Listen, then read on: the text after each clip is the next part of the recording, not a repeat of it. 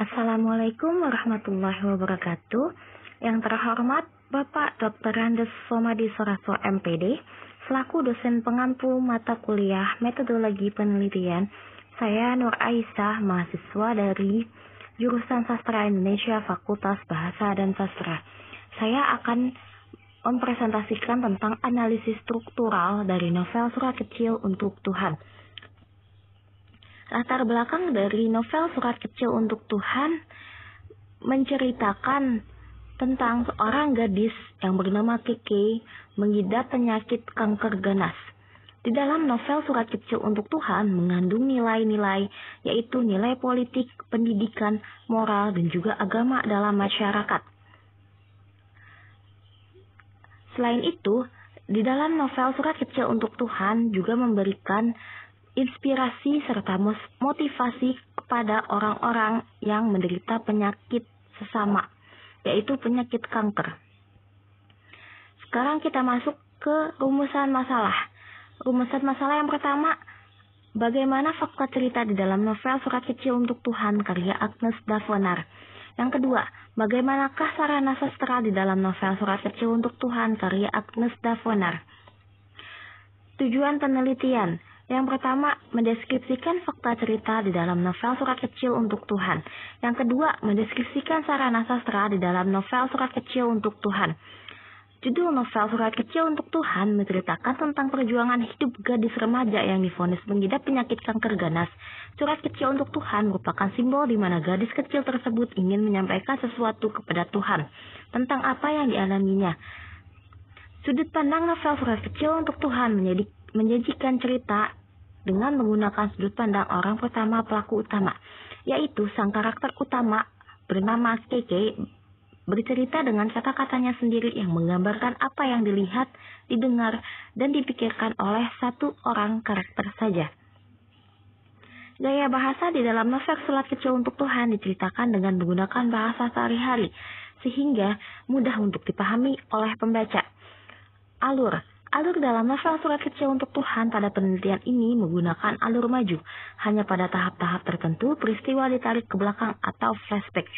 Tahap awal pada bagian ini menceritakan tentang latar belakang kehidupan tokoh utama Keke. Keke memiliki keluarga yang bahagia meskipun ayah dan ibunya telah bercerai. Namun, dia selalu bahagia dengan apa yang dia miliki. Keke juga memiliki banyak sahabat. Tahap tengah. Pada tahap pertengahan cerita, Surat Kecil untuk Tuhan mulai diceritakan bagaimana si tokoh utama terkena penyakit kanker yang tidak disangka.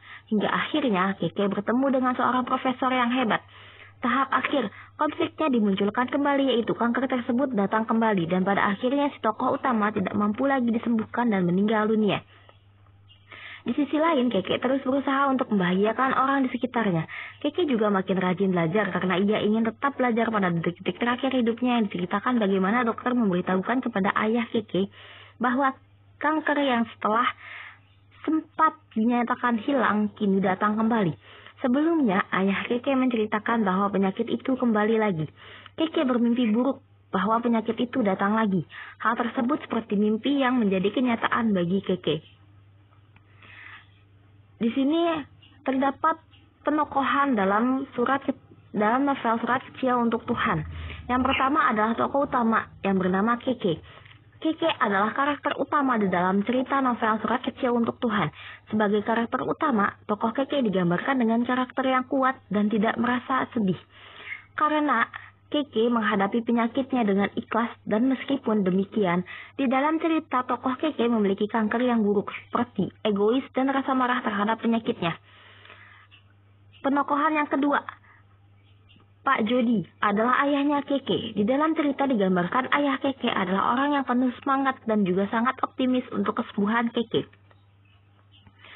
Pak Jody berjuang untuk kesembuhan Keke, selalu berusaha menenangkan Keke, memberikan Keke motivasi, meskipun awalnya Pak Jody berusaha berbohong kepada Keke tentang penyakitnya. Pak Jody diceritakan sudah bercerai dengan ibunya Keke.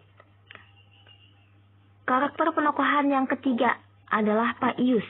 Salah satu karyawan ayah Keke, Pak Ius bekerja sebagai ajudan sekaligus sopir pribadi keluarga Keke di dalam novel Surat Kecil untuk Tuhan. Digambarkan karakter Pak Ius adalah sosok orang tua yang baik di dalam keluarga Keke. Karakter penokohan yang ketiga adalah Andi.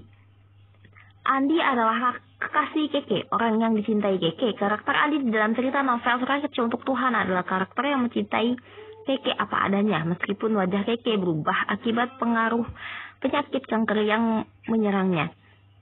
Yang kelima, Profesor Muklis adalah seorang dokter untuk Keke yang dipilih oleh ayahnya di dalam menghadapi kanker yang ada dalam tubuh Keke. Orang yang cintai Keke karena Profesor Muklis adalah seorang dokter yang berpengalaman selama 20 tahun menghadapi kanker. Profesor Muklis di dalam novel Surat Kecil untuk Tuhan adalah dokter dengan karakter yang ramah, hangat, dan juga baik. Latar tempat dalam novel Surat Kecil untuk Tuhan. Yang pertama yaitu dibagi menjadi 4. Pertama di rumah Keke, sekolah Keke, rumah sakit, dan juga di Singapura. Latar waktu dalam novel Surat Kecil untuk Tuhan yaitu pada pagi hari, tadi pagi, sore malam, tadi malam, dan sepanjang malam. Tema sentral dalam novel Surat Kecil untuk Tuhan adalah tentang perjuangan seorang gadis yang berjuang melawan penyakit ganas yang menyerangnya. Secara tiba-tiba Keke divonis mengidap penyakit kanker mematikan. Tentunya hal itu sangat berat untuk diterima anak seusianya. Tema bawahan.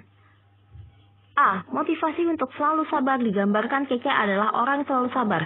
Meskipun harus menghadapi penyakit mematikan, namun Keke tetap berusaha tegar agar orang-orang yang sekelilingnya tidak bersedih. Hingga akhirnya Keke harus menyerah terhadap penyakit mematikan tersebut. Keke berusaha meninggalkan pesan untuk orang-orang yang ditinggalkannya agar ikhlas merelakan dirinya. B. Keikhlasan menggambarkan tentang keikhlasan Keke, di mana untuk anak seusia Keke menjadi ikhlas adalah hal yang sulit. Keke sebenarnya sangat sulit menerima kenyataan bahwa dirinya menjadi berbeda dengan anak-anak lainnya yang seusianya. Keke harus bergelut dengan rumah sakit yang menjadi tempatnya untuk melawan penyakit kanker yang diserang adalah wajahnya. Keke sering mengalami sakit yang membuat tidak bisa beraktivitas seperti anak-anak lainnya. Meskipun demikian, kita dapat melihat satu sisi keikhlasan yang dimiliki Keke, di mana tokoh Keke tetap berusaha ikhlas menerima kenyataan bahwa dirinya harus dilumpuhkan oleh penyakit kanker itu. Kesimpulan dalam novel Surat Kecil untuk Tuhan yaitu berupa alur, karakter, latar, dan tempat. Alur di dalam novel Surat Kecil untuk Tuhan memiliki alur yang bersifat maju. Cerita disusun berdasarkan urutan waktu yang berjalan ke depan. Latar di dalam novel Surat Kecil untuk Tuhan digambarkan dengan terperinci, baik latar waktu maupun latar tempat di mana setiap latar digambarkan dengan jelas sehingga pembaca dapat merasakan seolah-olah ada di dalam cerita novel tersebut. Dalam novel Surat Kecil untuk Tuhan yaitu berupa judul, sudut pandang, dan gaya atau ton. Judul novel Surat Kecil untuk Tuhan diangkat pengarang dari judul puisi yang terdapat di dalam novel tersebut. Puisi tersebut merupakan curahan hati si tokoh utama di mana isi puisi tentang tersebut permintaan kepada Tuhan. Surat Kecil untuk Tuhan. Sudut pandang novel Surat Kecil untuk Tuhan disajikan pengarang dengan menggunakan sudut pandang orang pertama pelaku utama, sehingga ketika membaca novel tersebut, pembaca merasakan seolah-olah menjadi si tokoh utama. Sedangkan gaya dan ton di dalam novel Surat Kecil untuk Tuhan terlihat di dalam bahasa yang sederhana dan mudah dipahami. Sedangkan ton atau nada penceritaan pengarang di dalam novel Surat Kecil untuk Tuhan merupakan gambaran emosional pengarang melalui penceritaan si tokoh utama dengan penceritaan si aku.